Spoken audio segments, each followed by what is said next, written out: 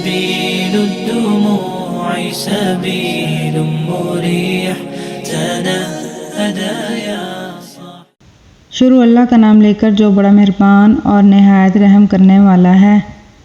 رب اشرح لی صدری ویسر لی امری واحلل عقدۃ من لسانی یفقہوا قولی۔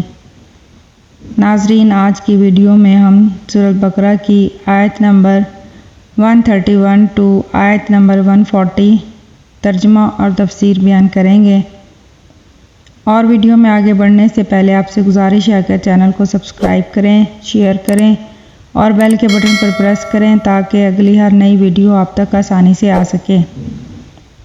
ترجمہ آیت نمبر 131 ٹو آیت نمبر 134۔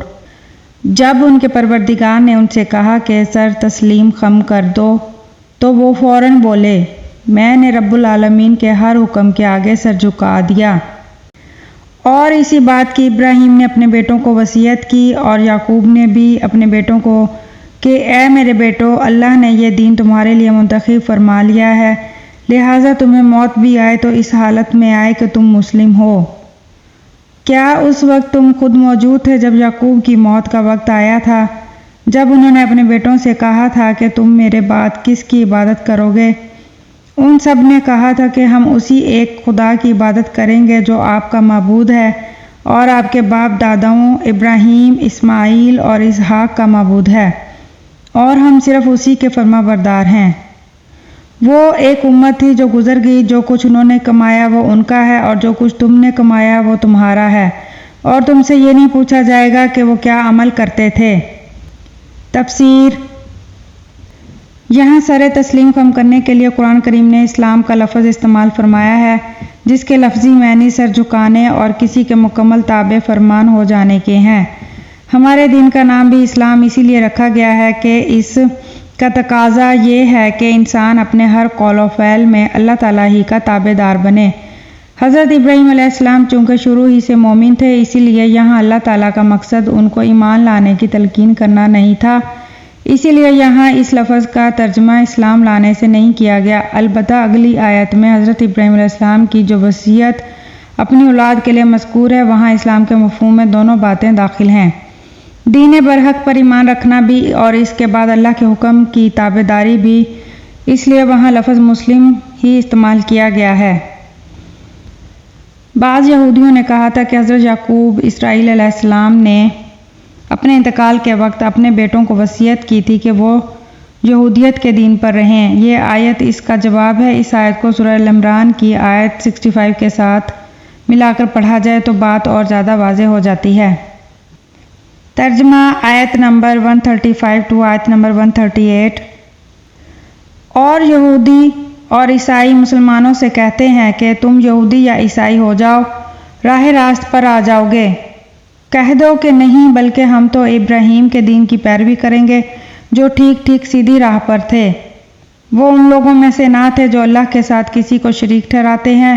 مسلمانوں کہہ دو کہ ہم اللہ پر ایمان لائے ہیں اور اس کلام پر بھی جو ہم پر اتارا گیا، اور اس پر بھی جو ابراہیم، اسماعیل، اسحاق، یعقوب اور ان کی اولاد پر اتارا گیا، اور اس پر بھی جو موسیٰ اور عیسیٰ کو دیا گیا، اور اس پر بھی جو دوسرے پیغمبروں کو ان کے پروردگار کی طرف سے عطا ہوا۔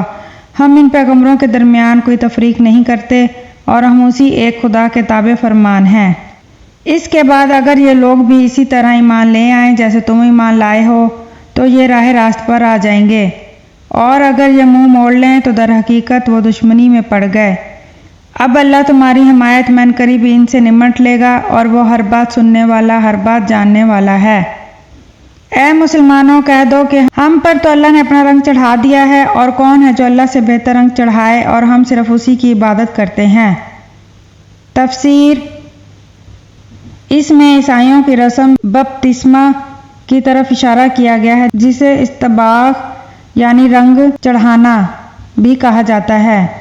کسی شخص کو عیسائی بناتے وقت وہ اسے غسل دیتے ہیں، وہ بعض اوقات رنگا ہوا پانی ہوتا ہے۔ ان کے خیال میں اس طرح اس پر عیسائی مذہب کا رنگ چڑھ جاتا ہے۔